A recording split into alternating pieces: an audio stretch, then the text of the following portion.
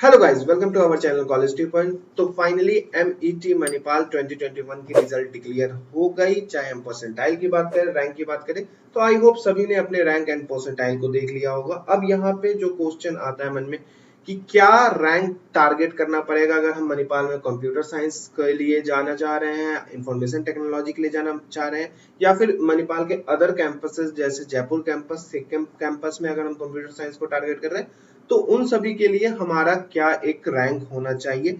इन सारी चीजों को ओवरऑल एनालिसिस करेंगे प्रीवियस 3 ईयर डेटा के बेसिस पे, और साथ ही साथ काउंसलिंग प्रोसेस, जो कंप्लीट काउंसलिंग प्रोसेस है, किस तरीके से स्टेप बाय स्टेप हमें काउंसलिंग में फॉलो करना है, किस तरीके से 2020 में सारी चीजें हुई थी, उसके लिए एक सेपरेट वीडियो मैंने ऑलरेडी बना दिया है, लिंक मैं डिस्क्रिप्शन में दे दूंगा। तो डेफिनेटली उस वीडियो को भी जाके आप देख लेना, बहुत ही वैल्यूएबल वीडियो होने वाला है अगर आप मणिपाल काउंसलिंग को सीरियस ले रहे हो। फिलहाल इस वीडियो में कट ऑफ एनालिसिस को देखते हैं। मणिपाल मेन कैंपस के कंप्यूटर साइंस इंजीनियरिंग की बात करें तो 1147 पे 2020 में कॉलेज क्लोज हो गया था। ये लास्ट राउंड की मैं बता रहा हूँ, लास्ट राउंड तक कितना कट ऑफ गया था, मैक्सिमम कट ऑफ। वहीं अगर 2019 की बात करें तो 1819 पे कॉलेज क्लोज हो गया था, और 2018 में 1557 पे। यहाँ पे ज्यादा डेविएशन देखने को मिल रहा है क्योंकि कंप्यूटर साइंस ब्रांच है, और अगर आप देख रहे हो 700-800 का डेविएशन, तो एक मेजर डेविएशन आप मान के चल सकते हो। अब इसका रीजन डिफरेंट हो सकता है। पहला तो सबसे बड़ा रीजन जो 2020 में रहा था कि कहीं ना कहीं जो रैंक दिया जा रहा था आपका, वो रैंक आपका मणिपाल के स्कोर प्लस जो बोर्ड का परसेंटेज, दोनों को कंबाइन करके दिया जा रहा था। तो यहाँ से भी ये सारी चीजें डिपेंड करती है। रीजन इस बार कॉम्पिटेटिव एग्जाम और बोर्ड एग्जामिनेशन दोनों को हम एक वैल्यू पे नहीं रख सकते, क्योंकि बहुत सारे ऐसे कैंडिडेट होते हैं जो बोर्ड में अच्छा स्कोर कर लेते हैं लेकिन कॉम्पिटेटिव एग्जामिनेशन में उतना अच्छा परफॉर्मेंस नहीं कर पाते। इसका अल्टरनेटिव ये भी होता है कि बहुत सारे स्टूडेंट क्या होता है कि बोर्ड में अच्छा परफॉर्म नहीं कर पाते लेकिन कॉम्पिटेटिव एग्जामिनेशन में बहुत अच्छा परफॉर्म करते हैं। जब इनका कॉम्बिनेशन बनता है तो कहीं ना कहीं रैंक का डेविएशन हमें ज्यादा देखने को मिलता है। तो यहाँ पे जो है 1147 ही, हम ये नहीं मान के चल सकते कि हमें 1100 तक रैंक रखना ही पड़ेगा। इवन आपका 1500 तक भी रैंक है तो आप एक अच्छी प्रोबेबिलिटी मान सकते हो कि आपका एक चांस रहेगा मणिपाल में कंप्यूटर साइंस मिलने का।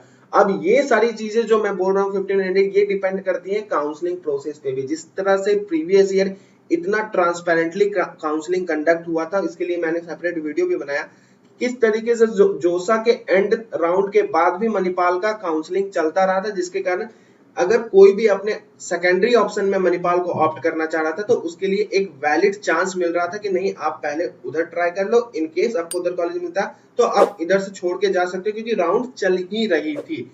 तो यहाँ पे काउंसलिंग, एक बार काउंसलिंग प्रोसेस आ गया तो सारी चीजें और भी ज्यादा क्लियर होंगी। लेकिन जिनका भी रैंक 1500 के अंदर है वो एक अच्छा प्रोबेबिलिटी मान के चल सकते हो कि मणिपाल में आपका चांस बन सकता है। वहीं अगर हम इंफॉर्मेशन टेक्नोलॉजी की बात करें तो 2020 में मणिपाल मेन कैंपस 2234 पे क्लोज हो गया था, 2019 में 2732 पे, और 2018 में 2563 पे। तो अगर आपका रैंक 2500 के अंदर रह रहा है तो देयर इज अ प्रोबेबिलिटी कि आपको मणिपाल मेन कैंपस में आईटी ब्रांच मिल जाए।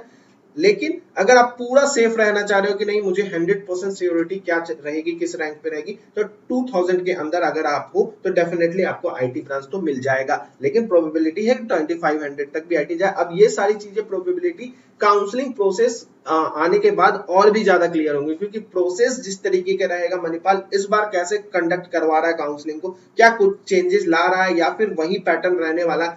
और कभी कभी क्या होता है कि काउंसलिंग चलते चलते भी राउंड्स को इंक्रीज किया जाता है। तो ये सारी चीजों सिनेरियो को देखने के बाद भी बहुत सारी चीजें पता चलेंगी। खास करके मणिपाल जिनका सेकेंडरी ऑप्शन रह रहा है उनके लिए काउंसलिंग प्रोसेस को समझना बहुत ज्यादा जरूरी है। इन केस आप हमारे थ्रू काउंसलिंग कराना चाह रहे हो, हमारे एक्सपर्ट की हेल्प लेना चाह रहे हो, तो लिंक मैं डिस्क्रिप्शन में दे रहा हूँ, वहां से जाके आप क्वायरी फॉर्म भर सकते हो। वहां से हमारे एक्सपर्ट आपसे कनेक्टेड हो जाएंगे। Computer and communication cut off की बात कर लेते हैं। 3042 पे 2020 में कॉलेज क्लोज हो गया था, 2019 में 3844 पे क्लोज हो गया था, और 2018 में 2984 पे क्लोज हो गया था। तो आपका रैंक अगर 3000 के अंदर है तो देयर इज अ प्रोबेबिलिटी कि आपको मणिपाल कैंपस में कंप्यूटर एंड कम्युनिकेशन इंजीनियरिंग मिल जाए। वहीं अगर हम डेटा साइंस एंड इंजीनियरिंग की बात करें तो मणिपाल मेन कैंपस में जो previous year closing cut off रहा था वो 3653 रहा था, और प्रीवियस ईयर ही ये ब्रांच इंट्रोड्यूस हुआ था, तो 2019-2018 की कट ऑफ अवेलेबल नहीं है। तो यहाँ पे अगर आपका 3600 के अराउंड रैंक है तो देयर इज अ चांस कि आपको मणिपाल मेन कैंपस में डेटा साइंस एंड इंजीनियरिंग मिल जाए। वहीं अगर हम बात करें इलेक्ट्रॉनिक्स एंड कम्युनिकेशन इंजीनियरिंग की, तो मेन कैंपस में आपका 5695 पे क्लोजिंग कट ऑफ रहा था 2020 में। 2019 में 6483 रहा था और 2018 में 4079 रहा था। तो अगर आपका रैंक 6000 के अंदर है तो देयर इज अ चांस कि आपको electronics and communication engineering main campus में मिल जाए। अब ये थे कुछ मेन ब्रांच के कट ऑफ। हर कट ऑफ को यहाँ पे हम डिस्कस करने नहीं बैठेंगे, उसके लिए हमने एक ब्लॉग का लिंक दे दिया जहाँ पे आप प्रीवियस 3 ईयर के कट ऑफ को चेक कर सकते हो कि क्या कट ऑफ रहा था प्रीवियस 3 ईयर का हर ब्रांच का। और आपको राउंड वाइज कट ऑफ देखना है तो कॉलेज टी पॉइंट के एप्लीकेशन पे round wise first round, second round, third round क्या कट ऑफ रही थी, क्या प्लेसमेंट स्टार्ट रही थी प्रीवियस 3 ईयर की, और इसका फी स्ट्रक्चर क्या, सारी चीजें डिटेल्ड इन्फॉर्मेशन आपको कॉलेज टी पॉइंट के एप्लीकेशन पे मिल जाएगी। तो डेफिनेटली एप्लीकेशन को डाउनलोड कर लेना। यहाँ पे लास्ट हम मीडिया टेक्नोलॉजी की बात कर लेते हैं, बिकॉज जो लास्ट क्लोजिंग कट ऑफ रहा था वो मीडिया टेक्नोलॉजी का ही रहा था। तो अगर आप मणिपाल कैंपस को टारगेट कर रहे हैं तो प्रीवियस ईयर 40,747 पे मणिपाल का कोई भी ब्रांच, मतलब जो ये मिनिमम ब्रांच की बात कर रहा हूं मैं, वो क्लोज्ड हो गया था। 2019 का कट ऑफ इसका अवेलेबल नहीं था। 2018 में 35,676 पे क्लोज हो गया था। तो नो डाउट अगर आप केवल ब्रांच के साथ कंप्रोमाइज करके मणिपाल मेन कैंपस में एडमिशन लेना चाह रहे हैं तो अगर आपका 35,000 टू 40,000 भी रैंक है तो देयर इज अ चांस कि आपको मणिपाल मेन कैंपस मिल जाए। वहीं अगर हम जयपुर कैंपस की बात करें तो कंप्यूटर साइंस इंजीनियरिंग 2020 में 11,386 पे क्लोज हो गया था। 2019 में 12,166 पे, 2018 में 8,500 पे। तो नो डाउट अगर आपका रैंक 10,000 से 11,000 के बीच है तो देयर इज अ चांस कि आपको कंप्यूटर साइंस मिल जाए जयपुर कैंपस में।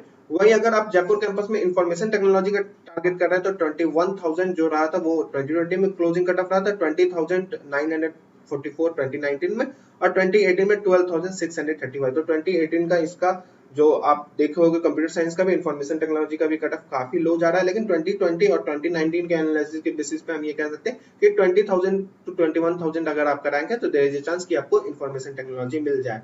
वही अगर हम कंप्यूटर एंड कम्युनिकेशन की बात करें तो 2020 में 31,300 पे कॉलेज क्लोज हुआ था और 2018 में 16,561 पे। तो 2018 का कट ऑफ हमने देखा जयपुर का ऐसे ही कम जा रहा था। लेकिन अगर आप 30,000 के अराउंड आपका रैंक है तो देयर इज अ चांस कि आपको जयपुर कैंपस में कंप्यूटर एंड कम्युनिकेशन इंजीनियरिंग मिल जाए। अब आते हैं सिक्किम कैंपस पे। कंप्यूटर साइंस के लिए आपका 2020 में 40,753 पे कॉलेज क्लोज हो गया था। 2018 में 18,102 पे क्लोज हुआ था। 2019 की डेटा अवेलेबल नहीं थी।